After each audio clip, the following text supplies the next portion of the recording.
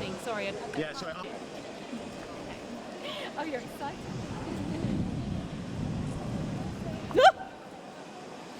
What do you have in your hand? A letter from the king, I believe. I'm Mama Goose, poet laureate. I demand to know what's in the letter. I'm sorry I've done a horrible thing. But you know, times are tough. I have so many mouths to feed as Mama Goose, so many minds to nurture. I didn't think it would harm it much to freshen it up a bit. I've been telling Cinderella's story for so long, I didn't think it would harm it much. She promised me a Christmas bonus that would have made such a difference to my brood. I must fix this. You can help me. I need inspiration, words, your words. We can write a poem. You have a lovely scarf. It's pink and furry. Love is like a pink and furry scarf. If I ate it, I'd probably barf. It needs some work. I must go off.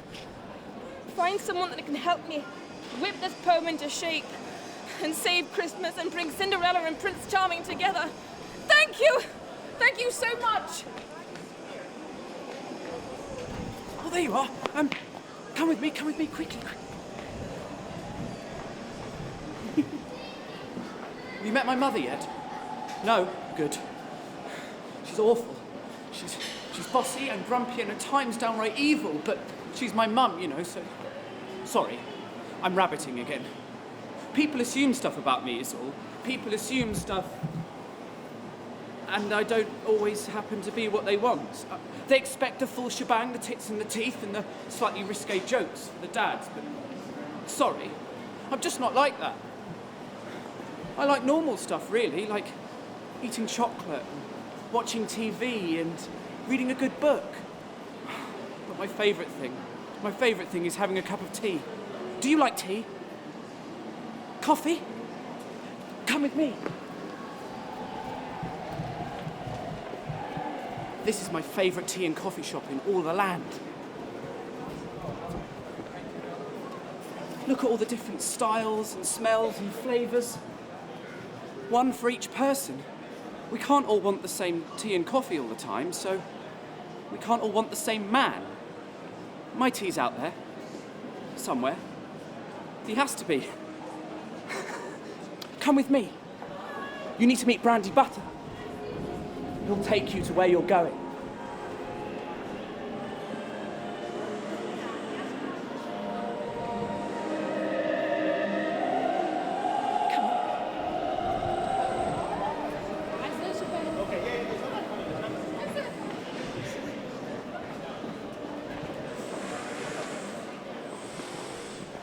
There he is.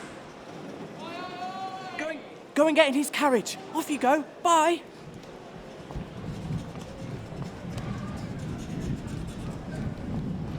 Roll up. Come and have the ride of your life, my friend. Come on. Brandy Butter's the name. Nice to meet you. Do you like it? See, I'm not used to this, you see. Not normally a horse, me. Nah. Normally a mouse, can you tell? Yeah, I know, it's the nose, isn't it? But I've got a horsey tail. That's right. And... some horsey legs. That's all right. Human legs. Bit of a mix-up with the old transformation malarkey, but never mind. I think the fairy godmother going a bit batty in her old age, but never mind. Step on board, my friend. Step on board for the ride of your life. Go on, in you get. Woo! Right. Get ready for the ride of your life, my friend. Instead of taking you down the street with my 4 human legs, my horsey legs, I shall propel you with 2 human thunderous thighs. You ready? Let's go for it. Here we are. Da da da da da. So, my friend, what's been going down in town? Having a good one, I hope. Lovely. Da da. Whoa. They're saving Christmas. All of them. Daddy's saving Christmas for you. He's saving Christmas for all of you. That's right, my friends. He's saving Christmas for you. Here we go. Literally the best day of my life. Here we are, my friends. Here we go. And go for it.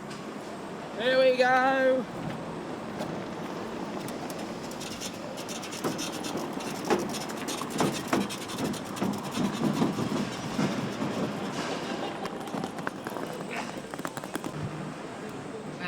definitely.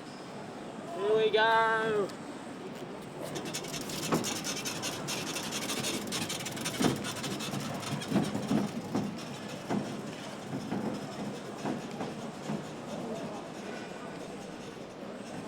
Cut! Thank you! Wait! Too many people can't see him.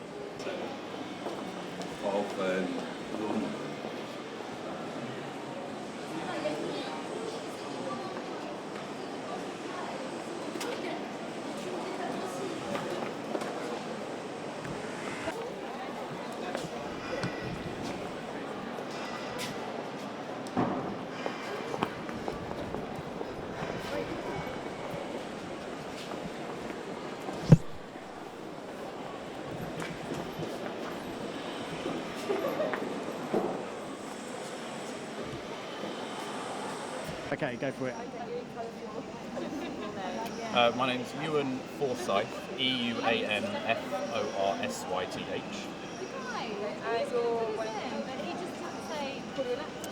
Yeah, actually, yeah. We're Look Left, Look Right Theatre Company, and we're doing an immersive promenade show in Covent Garden, in which audience members are led round individually by actors, and they're given a whole performance lasting about an hour and 10 minutes. I play Griselda, one of the ugly sisters, and I talk to the audience a lot about my relationship with Cinderella's wicked stepmother. And we go into retards and we try tea, and it's very interactive. I try and get the audience to talk to me as much as possible, but it's very safe. You know, it's just like questions like what's your favourite tea and all things like that. And so we go around Covent Garden for an hour and 10 minutes, just giving the audience hopefully what is an interactive, exciting, immersive experience. Obviously, you've done things like this before where the music's so involved. What's the reaction been from? Well, it depends entirely on the audience member. You get a lot of people who book the show knowing what kind of show it is because they love that specific genre, and they're really up for it. They love chatting, they're really excited, they want to get involved as much as possible. And you get some people that are really quiet and don't really know what to do, because it's not like sitting in the stalls. It's quite live and it's raw, so you need to be on your toes. You need to be able to, the audience need to sort of respond sometimes. So if I asked you what your favourite tea was and you didn't say anything, I just have to coax it out of you. But a lot of people just then go on a 5-minute conversation about how much they love tea and what tea they love. So it depends entirely on the audience member. But 99.9% of the times it's really positive and they're really engaging with it, because I think this is a really exciting form of theatre. What could go wrong? Well, there's 18 actors in the show, and so an audience member leaves the start point every 7 minutes. So we basically have 7 minutes to do our monologue, run back and reset and start again. So of course, if someone's running slow or fast, then that puts the whole show out of kilter. I mean, we're constantly in contact the whole time, so we have to be to know what's going on. And certain pieces of information have to be fed back to the end of the show, these kind of things. But of course, we're surrounded by the public, so a plethora of things could go wrong. There was a hen party in the pub that I was in yesterday, and of course they were really rowdy, and it was fine, but it was unexpected things like that you just have to be able to roll with the punches and find some way fitting it into a speech.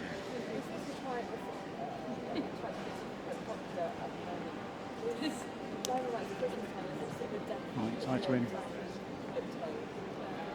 Well, I don't think the old-fashioned Panto will probably ever die, but we're just trying to offer something alternative. I think immersive theatre really has exploded in the last sort of 10 to 15 years in theatre, so it's something that the audience members are really after. They want something a little bit more live and more raw, an experience they can have and share with people, rather than sitting in an audience and watching something. This is something that's a lot more personal to that person. I think that's why this show has really exploded.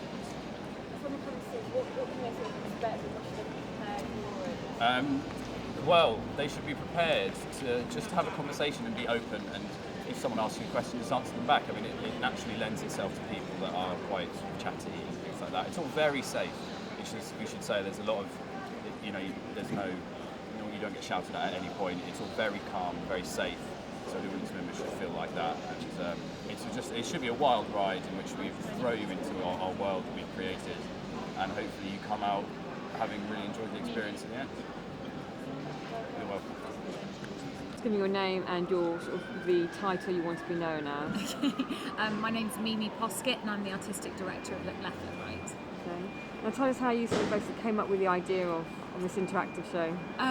So basically we were approached by Covent Garden, who were looking for something a bit alternative to offer to their audience, and if people could come to Covent Garden at Christmas. And we specialise in making... Okay, so start that again. Tell us how you came up with the idea of this. So we were approached by Covent Garden, who were looking for something a bit alternative to offer to their Christmas audiences, and we wanted to do something that was immersive and interactive. We create a lot of immersive and interactive work, so it made sense to take a very British tradition, which is the Panto, and put it on its head and stage it in and around Covent Garden.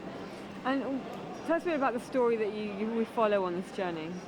So essentially what you follow on this journey as an audience member is the story of Cinderella and Prince Charming, but the whole Panto world is turned on its head, and it's made into quite an adult, quite macabre, quite dark story. And what are the logistics in putting together something like this? Because the public are around you. Yeah, so of course making a show in a live environment where the public is wandering around and you've got characters dressed in fabulous Panto costumes mingling in and out of the crowds has its problems, but I think that also adds to the theatricality of it, because we have lots of people who know nothing about the show who are watching and engaging and enjoying the performances as they go on around them. One of the biggest logistics things is just moving an audience member through the space, connecting up all the scenes, using all of the wonderful venues that have donated space to us. So yeah, but it all comes together into one fabulous melting pot. And you've done this sort of thing before. What's the reaction been from people taking part and then people sort of bystanders who are just watching what's going on? Yeah, I mean, I think Covent Garden is an incredibly Christmassy, theatrical place to be anyway. It's got such a wonderful history, and a lot of our characters are drawing on the shops in the background and the things that are going on here. So I think what we've tried to do is create people that feel like they belong in Covent Garden, even if they are slightly over the top and slightly larger than life. So I think that just encourages people to watch and enjoy it, and to kind of see the story unravelling. And we've got characters dotted all over Covent Garden, so people maybe as they're wandering doing their shopping are seeing some characters in shops and other characters just out on the street. And how long does it take to put together something like this in terms of rehearsal? And I guess you speak to the local traders around here, do you, to kind of tell them what's going on? Yeah, so it's taken us about 6 months to create this show. A lot of what we've been doing has been working with local market stall holders and also Capco and Covent Garden and shop owners and different brands to kind of work with them to allow us access to their spaces. So yeah, we've been really lucky. And is this the death of sort of the traditional Panto? I very much doubt it. No, I think what this show offers is something a bit alternative. It's a show to be done in pairs. It's a good date night. It's a really fun adult evening out, and there's lots of lovely treats and surprises and snacks and drinks, and I think it's just something a bit different, but it has a good Christmassy Panto feel to it. Excellent, thank you very much. Stand by.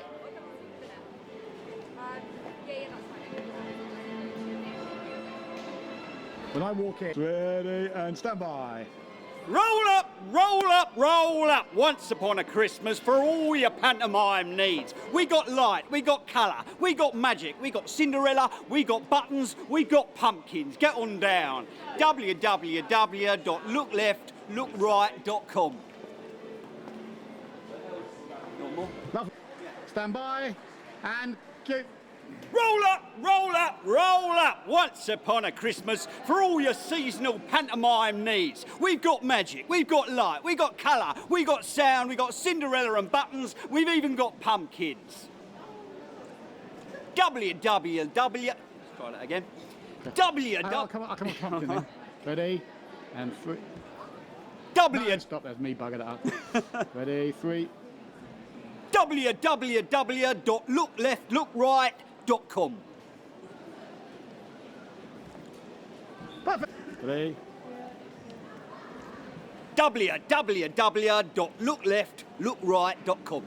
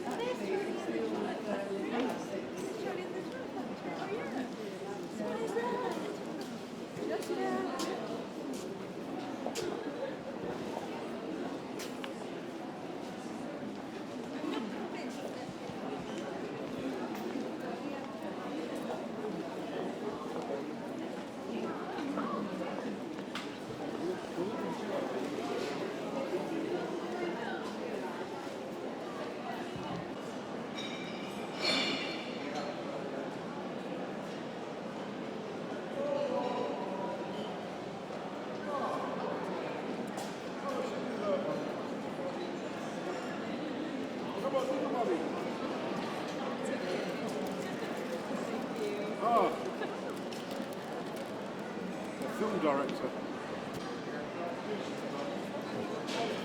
The wise man.